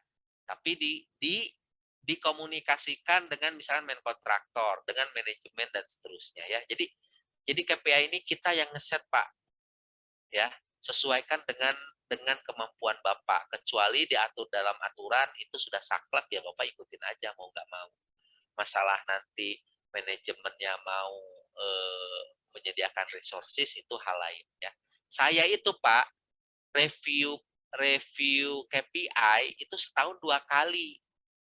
Dan saya sudah bilang ke staf semua itu ya, lingkungan perusahaan itu, termasuk target sales. Ya. Sales itu saya challenge. Kamu tetapin di awal itu begini, kamu boleh review nanti setelah Juli. Jadi kalau Juli dia kelihatannya tidak perform, pasti ada yang salah. Ya. Boleh jadi memang lingkungan global atau regional memang berubah Pak drastis ya. Bapak tahu nggak di Bandung ya, sekarang itu dulu Bandung apa Pak, kota kembang Pak, sekarang bukan. Bandung itu kota kopi dan kota dimsum. Jadi harga dimsum meroket, harga kopi meroket ya. Wah, gitu. Jadi seperti itu. Jadi KPI itu kita bisa set ya, bisa direview kapanpun mau. Cuma di prosedur biasanya, di prosedur planning cycle, di perencanaan, Bapak lihat prosedur Bapak itu kayak apa untuk mereview KPI. Ada di forum apa mereview KPI. Kalau yang nggak punya manajemen review, silakan buka atau bikin prosedur merubah KPI di meeting P2K3 ya. Karena meeting P2K3 itu forum tertinggi, dia diwakili oleh pengusaha dan karyawan. KPI itu harusnya secara filosofi Undang-Undang 170 adalah kesepakatan antara pengusaha dengan karyawan. Karyawan minta toilet dibanyakin, misalkan. Berdasarkan undang-undang peraturan Menteri Kesehatan, kalau karyawannya sekian, jumlah jamban atau toiletnya harus sekian. Nah, karyawan akan menginformasikan, meminta kepada manajemen. Di forum mana? Di forum P2K3L. Gitu. Jadi harus dibentuk dulu forumnya. Minimal kita tahu nih merevisi KPI itu ada di mana. Saya pernah melakukan revisi itu setahun 4 kali dengan Presdir ya. Nah, biasanya rotasi mutasi ya. Jadi kalau orang rotasi mutasi, KPI-nya biasanya berubah, Mas. Ya, yang tadinya bagian akunting berubah menjadi bagian GE. Nah, pasti KPI-nya berubah dong, ya. Atau dia ditarik ke pusat, KPI-nya berubah. Ya. Atau dia habis sakit, KPI-nya berubah. Dia misalkan tidak bisa menunaikan pekerjaannya dalam periode waktu tertentu. KPI-nya ya dirubah, Pak. HRD itu jangan jongklokin orang. Jadi kalau orang udah sakit 3 bulan, KPI-nya ya cepat-cepat dirubah. Ya. Jadi jangan sampai zolimnya nambah 4 kali ya. Orang udah nggak mampu, kamu masih tetap kasih KPI seperti itu, ya jangan. Ya. Akhirnya dia dirotasi mutasi untuk menyesuaikan kemampuan dia berkontribusi di perusahaan. Nah, KPI-nya harus di adjust ya. Boleh jadi adjust turun atau adjust nambah gitu ya. Saya selalu mengencourage anak buah saya itu gitu. Jadi silahkan set KPI di awal, yang jelas kami dari direktorat itu akan menentukan set global, set perusahaannya. Revenue misalkan tahun ini harus dicapai 12 miliar, berarti sebulan itu harus 1 miliar. Nanti dari masing-masing salesperson itu begini. Nanti si QHSE-nya juga sama. Saya menentukan KPI QHSE itu selalu dari aturan ya. Misalnya saya karena ada bergerak di bidang pengangkutan, saya akan ngacu ke SMK 3 ya. SMK PAU namanya ya. Peraturan Menteri Perhubungan nomor 85 tahun 2018. Nah, di situ ada Pak KPI, udah clear itu, tinggal copy paste aja. Tahunan harus segini, ya bulanan harus segitu. Nah, udah ikutin aja Pak. Nah, dalam tahap awal kita nggak muluk-muluk nih, ya udah ikutin aja kayak level proper. Yang penting tidak melewati baku mutu, saya levelnya biru. Nanti mungkin udah 3 tahun, 5 tahun, saya akan punya KPI lagi bahwa levelnya harus menjadi hijau. Dalam 10 tahun saya harus menjadi emas, gitu ya. Jadi ngeset KPI Pak, boleh nyicil, boleh sesuai kemampuan, berdasarkan benchmark ke peraturan norma standar, berdasarkan benchmark kepada perusahaan yang mirip-mirip ya, mirip-mirip nih, jangan beda-beda, jangan bedanya terlalu ya. Nah, gitu. Oke, ada lagi yang lain? Terima kasih Pak Beni. Oke. Ya, mohon maaf, materinya akan di-share sekarang atau di email. Ah, saya mah udah ngasih ke panitia ya. Ada 3 dokumen nanti yang Bapak akan dapat. Tadi dokumen yang tadi, kemudian contoh lagging dan leading indikator, kemudian adalah terkait daftar peraturan ya, kemudian terkait dengan IEADL ya. Bagaimana Bapak, saya dapat form ya, saya punya form yang bisa Bapak nanti biasanya panitia itu nanti setelah selesai ya. Nah, nanti dokumen-dokumen itu ada 5 ya, dengan presentasi itu Bapak bisa dapetin. Nanti Bapak bisa rubah-rubah aja itunya, apa namanya, logo ya, kemudian nama gitu. Jadi Bapak bisa langsung aplikatif, karena kita di standar ID itu Pak lebih banyak adalah diskusi ya, kemudian menyebarkan best practice ya, formulir-formulir ya, dokumen-dokumen yang Bapak bisa utilize sendiri di tempat kerja dengan menggunakan prinsip ATM ya. Apa Pak prinsip ATM Pak? Amati, tiru, modifikasi ya. Nah, dalam hidup itu selalu begitu ya. ATM, amati, tiru, modifikasi, tentunya yang baik-baik ya. Kalau yang jelek-jelek jangan ya. Oke, di-share di sini dan di email juga. Ah, siap. KPI Pak, ingat bukan benda mati, bukan harga mati. Bapak silakan review secara periodik KPI-nya. Progresnya Bapak review tiap bulan, nilainya sama jenis banyaknya Bapak boleh review tiap 6 bulan sekali, biar fair. Jadi kita sebagai leader, atasan yang punya bawahan juga harus fair Pak. Jangan ngelepas gitu aja. Kalau kita lihat anak buahnya butuh fasilitas, kita harus nyediain Pak, mau nggak mau ya. Tiba-tiba kita ngeset terlalu tinggi, nanti anak buahnya kepayahan ya.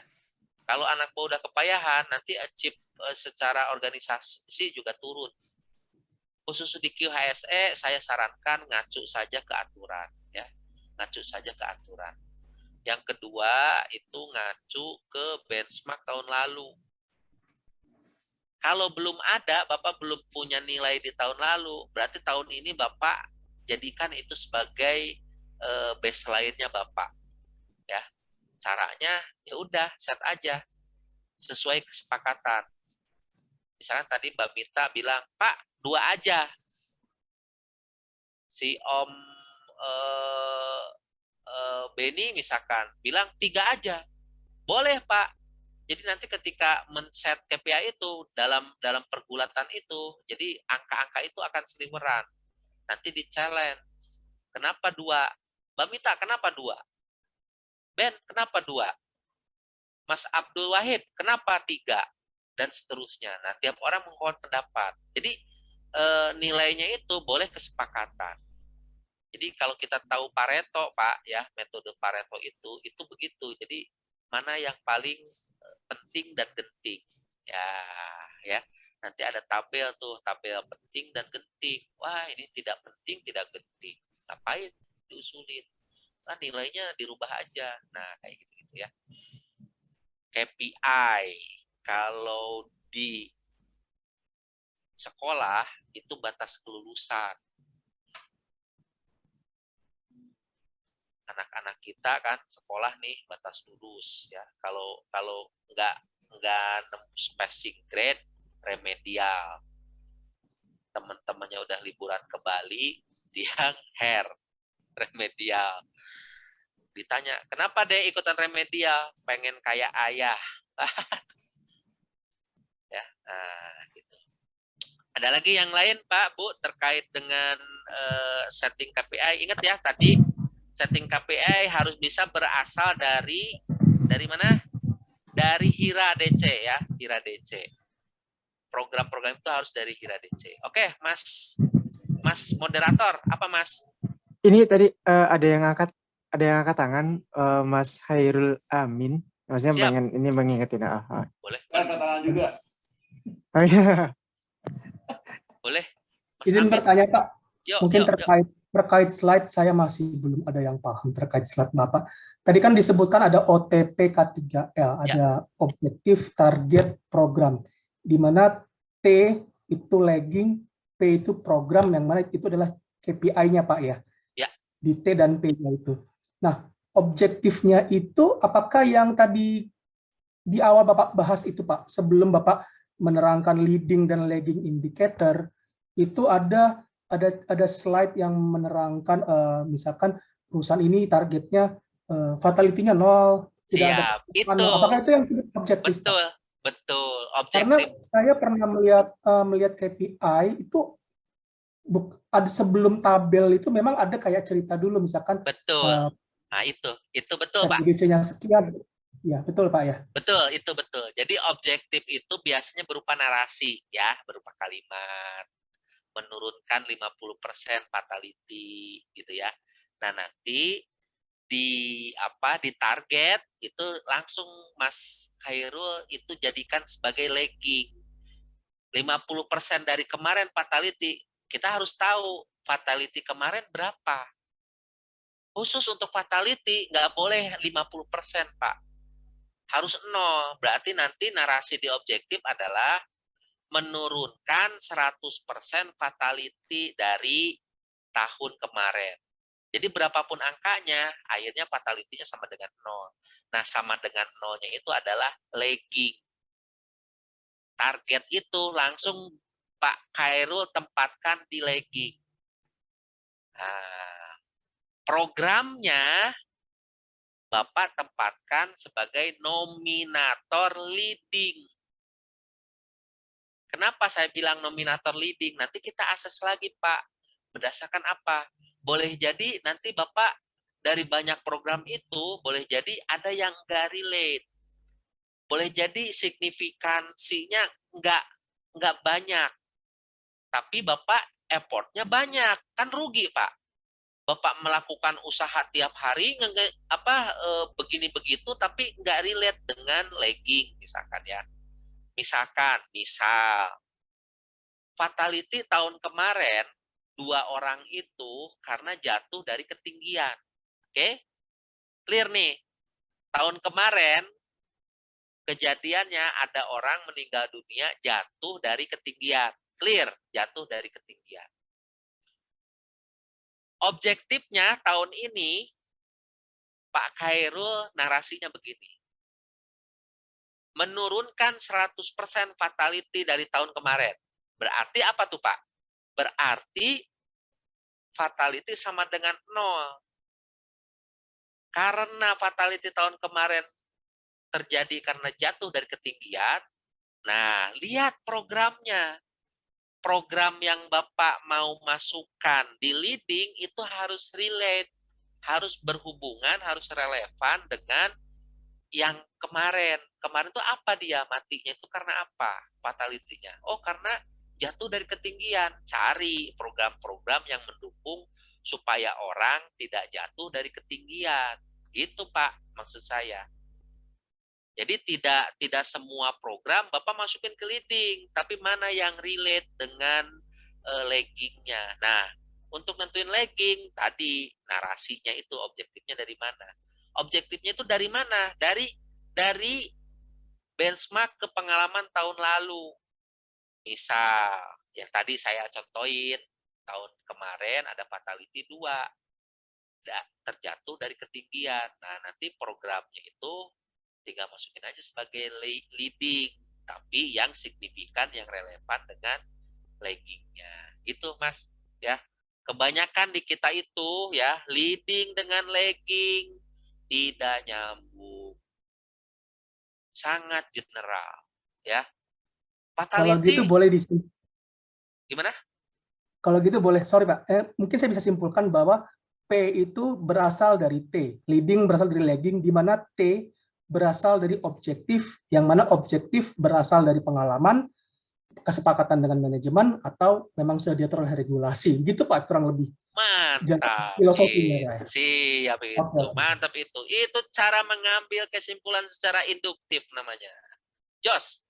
Nah, ini hikmah kalau kita berworkshop, berdiskusi. Jadi dengan contoh kasus, Bapak Ibu bisa menyimpulkan, sehingga nanti ketemu contoh kasus begitu lagi, Bapak Ibu bisa memahaminya. Ini bagus ya, metode kita ini bagus ya. Nah, jadi sebagai itu. Nah, kebanyakan kita tuh Bu, Pak ya, nyusun HSE KPI itu ya kayak gitu Pak, nggak nyambung, nggak relate. Kamu nentuin fatality 0 tahun kemarin itu emang ada fatality? Ada Pak, 3. Dari mana aja? Oh, kecelakaan mobil 1. Oh, jatuh dari ketinggian 2. Kemudian yang satunya lagi bersihin ini Pak, lagi bersihin apa namanya bak mandi. Oh, berarti nanti cari program yang mencegah kecelakaan terkait training-training yang mendukung terkait awareness, teknik-teknik bekerja aman di ketinggian, di ruang terbatas, dan seterusnya, itu relevan untuk dimasukkan sebagai leading indikator. Jadi tidak semua training Bapak masukin sebagai leading indikator. Ya, nanti akan nggak apa-apa, saya kerjaannya nggak terlalu banyak kok, jadi saya bisa handle semua, ya silahkan. Tapi nanti biasanya nggak fokus Pak, ya. Bapak effortnya tiap hari, tapi nggak signifikan terhadap lagging. Sayang. Ya, hidup itu yang ringkas Pak, yang kompak ya. Kalau bisa 1 untuk 3, ya 1 untuk 3 ya. Jadi kalau misalkan berulang, pekerjaan kita berulang, hasilnya sedikit, berarti ada yang salah di metode. Kalau bisa pekerjaannya sekali, hasilnya banyak.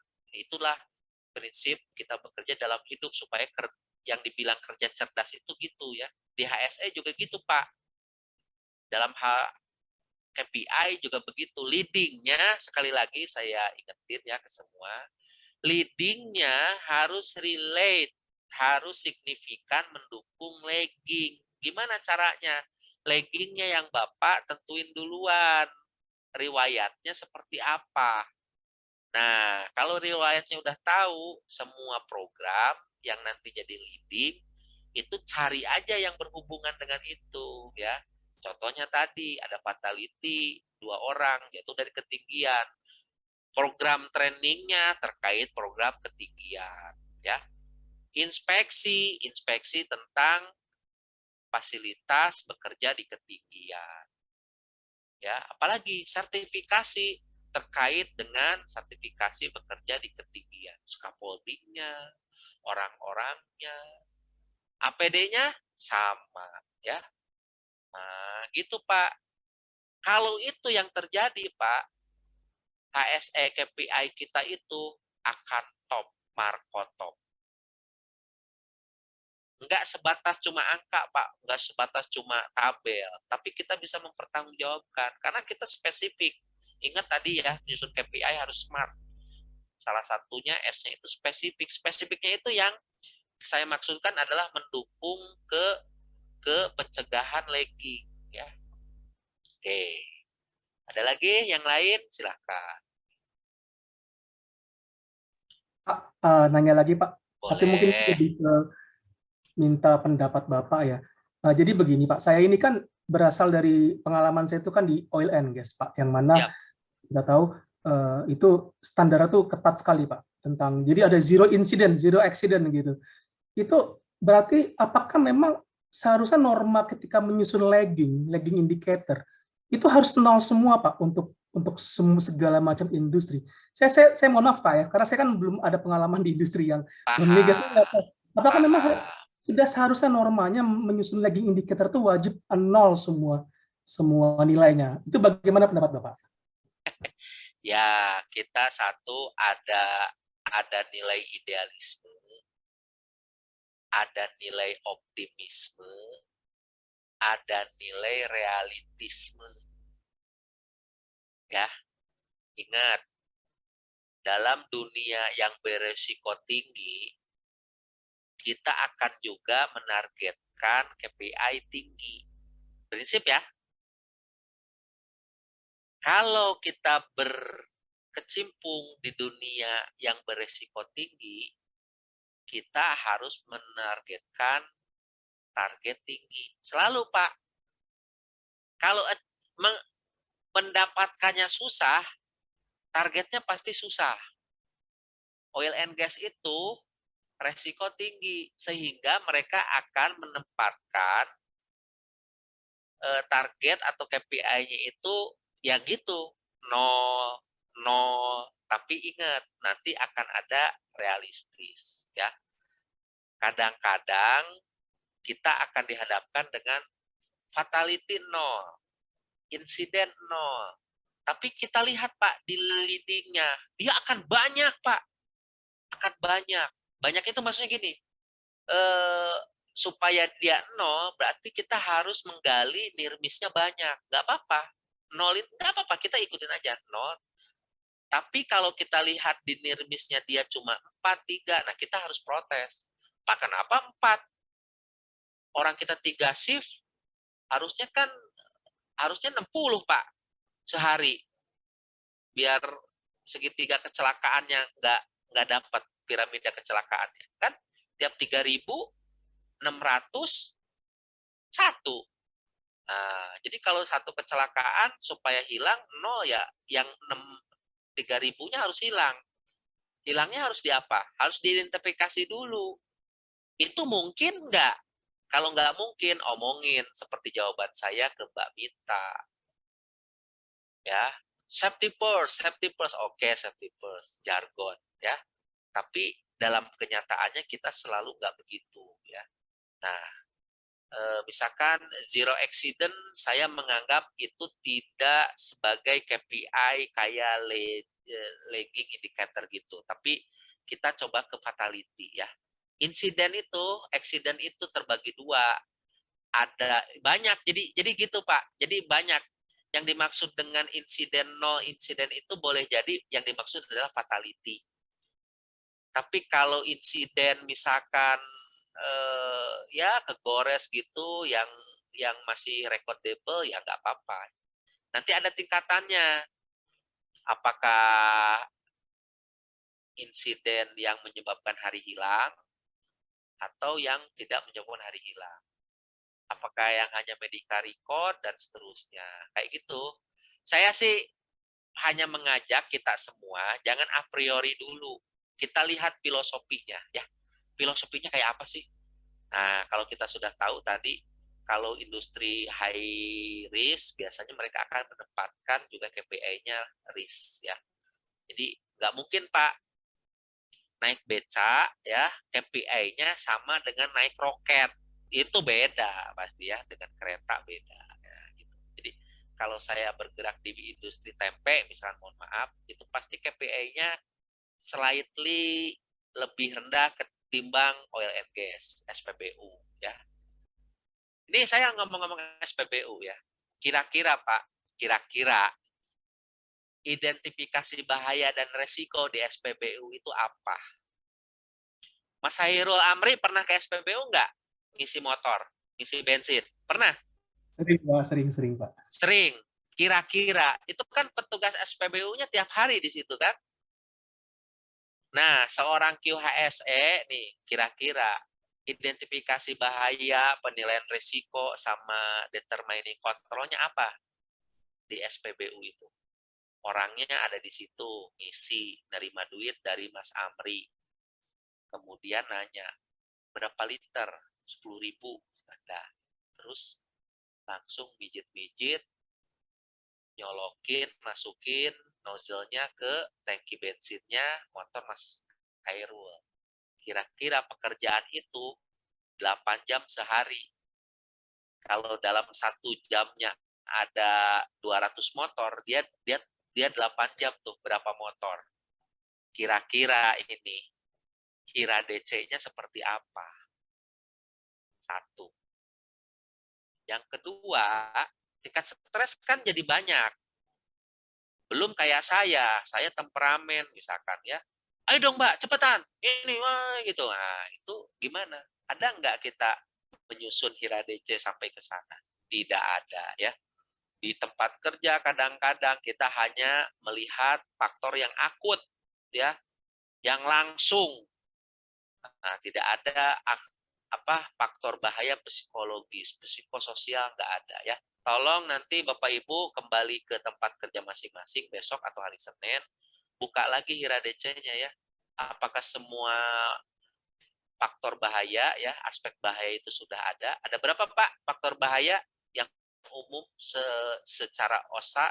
Ada 9 ya, fisika, kimia, biologi, apalagi dan seterusnya ya. Ingat, bahaya dengan resiko bedanya apa? Bahaya itu adalah sifat atau karakteristik yang dimiliki oleh benda atau kegiatan yang berpotensi merugikan dan mencelakai orang atau materi lain. Ingat, sifat atau karakteristik dari benda atau kegiatan, itulah bahaya. Bapak Ibu nemu meja, sudut meja itu kan runcing. Itu bahaya, Pak. Karena dia memiliki sifat, nah gitu ya. Ada aktivitas yang memiliki sifat membahayakan. Apa misalkan? Bekerja di ketinggian. Oh, berarti bekerja di ketinggian itu salah satu bahaya. Resikonya apa? Jatuh. Seberapa besar resiko itu Bapak harus nilai. Semakin sering Bapak bekerja di ketinggian, resiko jatuh semakin besar. Itu Pak. Itu baru dari segi frekuensi, keseringan. Sekarang kita lihat seberapa parah kalau Bapak jatuh menyebabkan Bapak masuk rumah sakit. Masuk ke, misalkan mohon maaf, sampai meninggal dunia. Oh Pak, mohon maaf kalau ketinggiannya cuma 1,8 meter, mungkin Bapak cuma ya masuk puskesmas. Tapi kalau Bapak bekerja di ketinggiannya 8 meter, boleh jadi Bapak cacat. Nah, kayak begitu-begitu Pak dinilai resikonya. Ya. Kalau resiko itu berarti adalah seberapa berpotensinya bahaya tadi terhadap kita, ditentukan oleh banyak faktor. Biasanya secara sederhana ditentukan oleh 2. 1, kemungkinan terjadinya. Kedua, tingkat keparahannya. Efeknya terhadap kita apa? Tadi saya udah contohin ya. Bahayanya adalah dia bekerja di ketinggian. Itu bahaya. Resikonya apa? Jatuh. Dampaknya di rumah sakit, keseleo, cacat, mati. Nah, seberapa besar Bapak mendapat jatuh berarti karena seberapa sering Bapak melakukan kegiatan di ketinggian. Seberapa dampaknya Bapak makin apakah Bapak harus ke rumah sakit, ke ke dukun atau cuma diurut doang, itu berarti seberapa tinggi Bapak bekerja di ketinggiannya dan posisi Bapak jatuhnya seperti apa. Jadi begitu Pak ya, cara menentukan HIRA DC. Nah, dari situ Bapak tentuin determining control-nya. Ingat tadi determining control itu adalah program. Kalau udah program, langsung Bapak set sebagai nominator leading. Kalau di HIRA DC, kita yang HIRA DC-nya yang nggak tajam, yang asal gitu, biasanya determining control-nya apa? Determining control-nya training. Cuma training aja tuh, general aja training. Pak, itu kalau di KPI itu berarti Bapak juga ngomongin umum. Tadi saya udah bilang harus spesifik. Trainingnya training apa? Ingat, training itu ada dua ya. Training terhadap ketidaktahuan, supaya dia tahu, supaya dia mampu, supaya dia cakap, terampil. Ada lagi training terhadap ketidakpedulian. Nah, berarti nanti trainingnya training awareness ditambah dengan punish and reward, ditambah dengan gakum, penegakan aturan. Bagi yang melanggar, silakan ke HRD. Bagi yang memenuhi, dapat gorengan tiap makan siang. Nah, kayak gitu-gitu Pak ya. Nah, seperti itu. Silakan Mas Kairil, ada yang mau disampaikan? Oke, Kang Beni, ini terkait workshop ini nanti kan nanti bakal ada tas nggak kira-kira? Gimana? Bakalan ada tas nggak? Tas untuk kayak tugas gitu? Atau mungkin Itu yang apa tadi, yang di slide. Nanti kan ada slide itu ada soal, cuma satu. Nah, nanti kita akan latih di grup. Nah, ya. iya. Itu Nanti nanti akan latih di grup. Yang bikin grupnya Mas Denny nanti, yang berdasarkan peserta kali ini. Nah, itu nanti akan kita bahas. Kapan mau Bapak Ibu bertanya, kita akan jawab. Biasanya saya nggak akan makan waktu lama. Paling menitan ya. Menitan itu artinya di bawah 5 menit saya udah bisa jawab ya. Oke. Berarti ketahuan nanti ketahuan nganggur. Biasanya yang WA-nya cepat jawab itu nganggur. Enggak. Karena saya sudah menyatakan saya itu penyuka QHSE. Jadi kalau udah suka Pak, apapun dapat prioritas. Iya, benar. Kalau Bapak sudah suka sama Tuhan, Bapak akan seneng sholat, sedekah. Ya, Bapak suka sama Dewi, pasti seneng deket-deket Dewi, seneng. Pak Beni. Yo. Mohon izin, live duluan. Mohon izin. Ini 1 menit lagi juga udah selesai, belum foto nih. Foto dulu. Foto dulu aja ya. Yo. Biar sekalian. Yo, ada online juga. Ya, yo. Udah nih, udah 21.03 nih. Iya. Oke, untuk seluruh peserta dimohon untuk menyalakan kameranya. Mas Dwiki siap-siap ya Mas Dwiki.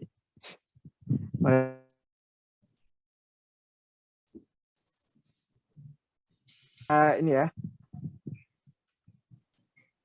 Oke, 1, 2, 3.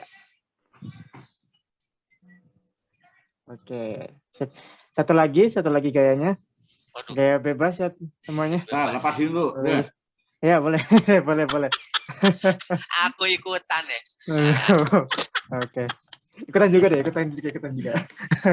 Yo, boleh. 1, 2, 3.